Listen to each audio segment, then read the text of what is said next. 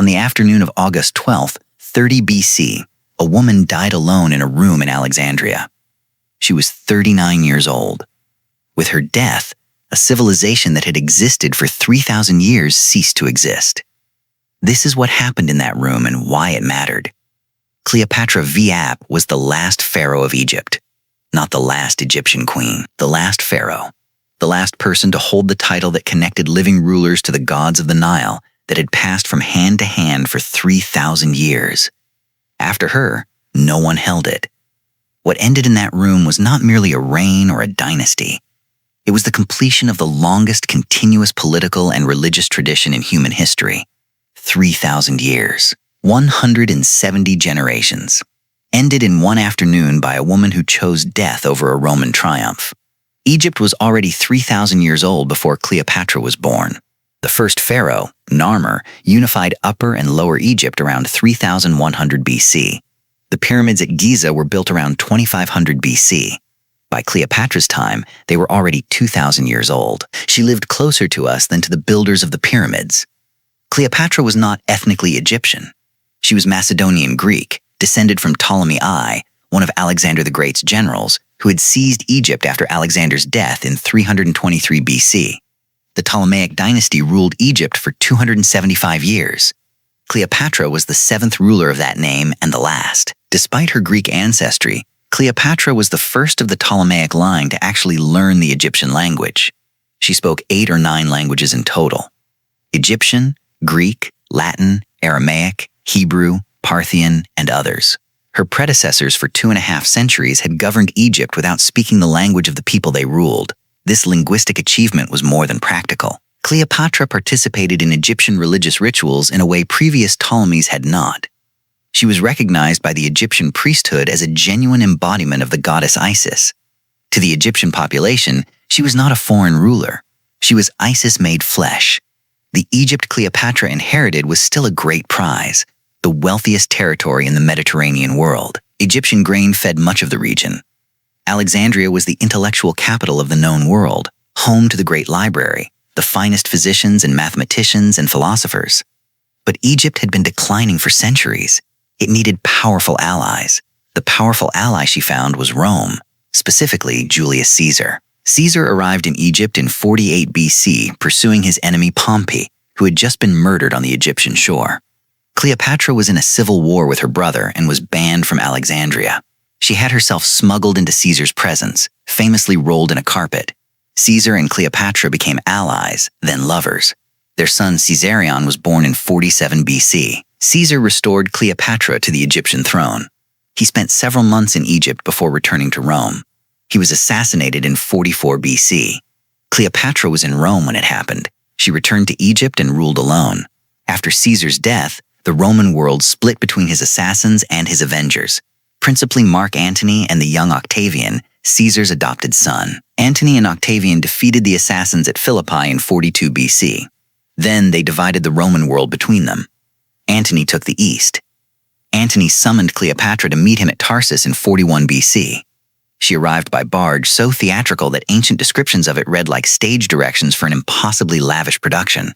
She was dressed as Aphrodite. The meeting was a negotiation that became an alliance that became something more. They began a relationship that would last until their deaths. Cleopatra and Antony had 3 children. Antony also had a Roman wife, Octavia, who was Octavian's sister. The relationship between Antony and Octavian was always fragile. Antony's deepening alliance with Cleopatra provided Octavian with the propaganda he needed. He portrayed Antony as a Roman general who had abandoned Rome for an Eastern queen. Octavian's propaganda campaign was effective and relentless. He published Antony's will, possibly a forgery, which reportedly left Roman territory to Cleopatra's children and requested burial in Alexandria. This was framed as proof that Antony intended to hand Roman power to a foreign queen. Rome was outraged. The war came to its conclusion at the Battle of Actium on September 2nd, 31 BC. The engagement was naval, off the western coast of Greece. Cleopatra was present with her own fleet. The battle went badly. Cleopatra sailed south with 60 ships. Antony abandoned his fleet to follow her. They fled to Egypt. The flight from Actium was decisive. Antony's remaining forces surrendered to Octavian. Antony and Cleopatra returned to Alexandria knowing that Octavian was coming. What followed was a year of political maneuvering and attempted negotiations and an eventual recognition that there was no deal to be made. Octavian wanted Egypt. He also wanted Cleopatra. Specifically, Octavian wanted Cleopatra alive and transported to Rome, where she would walk in chains in his triumph. This was a Roman tradition. Conquered rulers were displayed before the Roman public. Cleopatra knew what this would mean. She had seen Caesar's triumph. She had seen what Rome did to its defeated enemies. She knew the visual. Octavian arrived in Alexandria in August of 30 BC. Antony, having received a false report that Cleopatra was dead, fell on his sword. The wound was not immediately fatal. He died in Cleopatra's arms. She was captured by Octavian's forces shortly after. Octavian visited her in person, 2 meetings in which each was attempting to assess the other. Cleopatra attempted to negotiate. She wanted her kingdom preserved for her children. She tried to present herself as an ally rather than a prisoner. Octavian was polite, non-committal, and apparently fully aware of what she was doing. A member of his staff reportedly warned her attendants that Octavian was planning to transport her to Rome in 3 days. On the afternoon of August 12, 30 BC, Cleopatra died in her tomb in Alexandria. She was 39 years old. The method of her death has been debated for 2,000 years. The ancient sources say she died from the bite of an asp, a cobra, brought to her concealed in a basket of figs. Modern scholars are divided. The cobra theory has problems. A cobra large enough to kill reliably would be difficult to conceal in a fig basket, and multiple sources describe 2 of her attendants dying alongside her. Poison, possibly a compound applied to a hairpin or pin, is considered more likely by many historians. But the cobra story was immediate, vivid, and widely believed in antiquity. Whatever the method, the effect was immediate and irreversible. Octavian reportedly ran to the tomb when he heard she was dead. He tried various antidotes and summoned Sicilian snake charmers, experts in treating serpent bites, but she was gone. He was reportedly furious. He had wished to display her alive. He had to settle for an effigy. Caesarion, her son with Julius Caesar, age 17, was hunted down and killed on Octavian's orders. He was the last blood descendant of Caesar and the last possible claimant to an Egyptian throne. His death closed the last door. Cleopatra's 3 children with Antony were taken to Rome and raised by Octavia, Antony's Roman wife. Egypt became a Roman province, Aegyptus, immediately.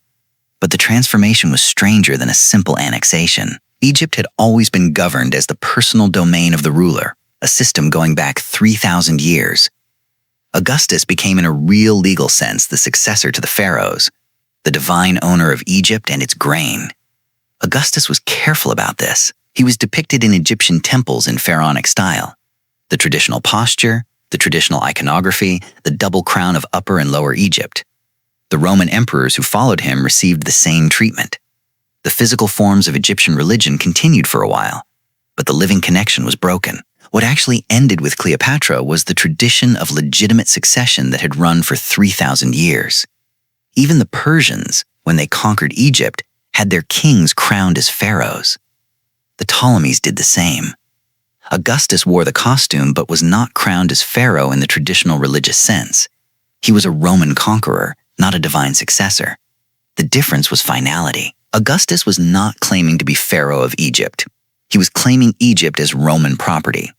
The title would eventually pass to emperors who had no connection to the Egyptian tradition, to emperors who had no interest in maintaining even the forms.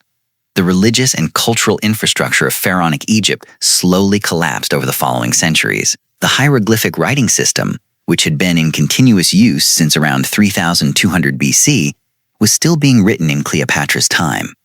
The last known hieroglyphic inscription is dated to 394 AD, 424 years after her death.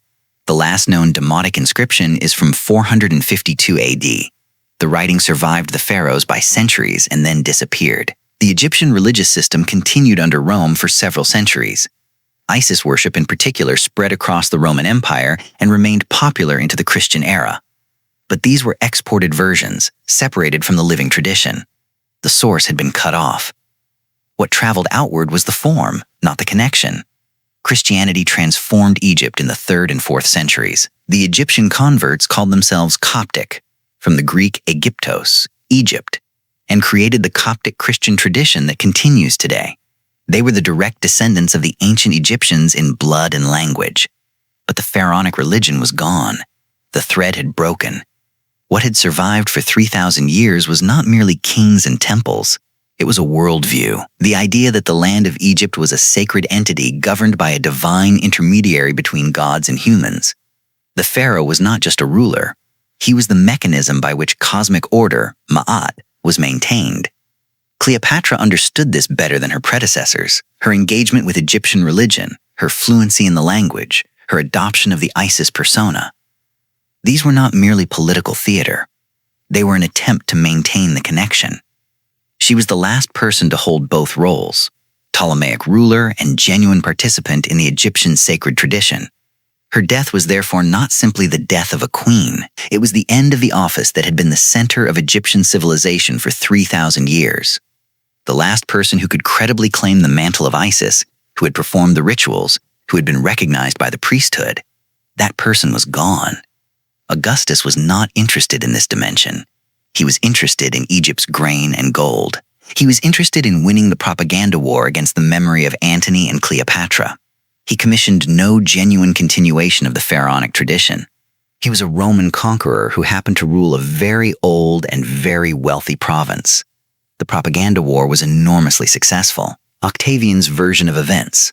Antony, seduced and corrupted by an Eastern temptress, became the dominant Roman narrative and, through Roman writers, the dominant historical narrative for 2,000 years. Cleopatra, in most of Western history, has been the seductress, not the polyglot philosopher queen who fought Rome to a near standstill. Shakespeare's Antony and Cleopatra, written in 1606, is essentially Octavian's version with better poetry. Cleopatra, as played by Elizabeth Taylor in 1963, is Octavian's version with a bigger budget.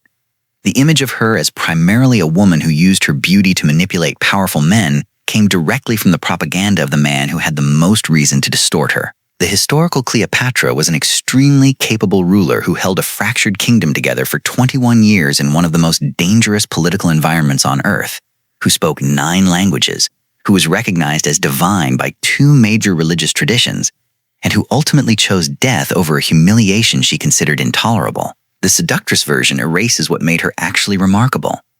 The 3,000 years she ended were not uniformly glorious. Egyptian civilization had its dark periods, its invasions, its collapses and revivals. But it had survived all of them. It survived the Hyksos. It survived the Assyrians. It survived the Persians. It survived Alexander. What it could not survive was a conqueror who did not want to maintain it, only to use it.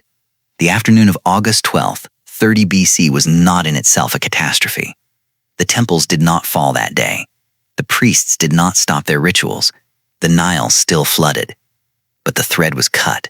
The 3,000-year chain of succession from Narmer to Cleopatra was broken and would never be repaired. Everything that followed was continuation without root. Cleopatra VIII died in her tomb in Alexandria, 39 years old, having outlasted every rival and every attempt to reduce her to a Roman province. She chose the manner and moment of her death. She denied Octavian his triumph. She ended the 3,000 years on her own terms, which is, in the context of everything that came before, a very Egyptian way to go.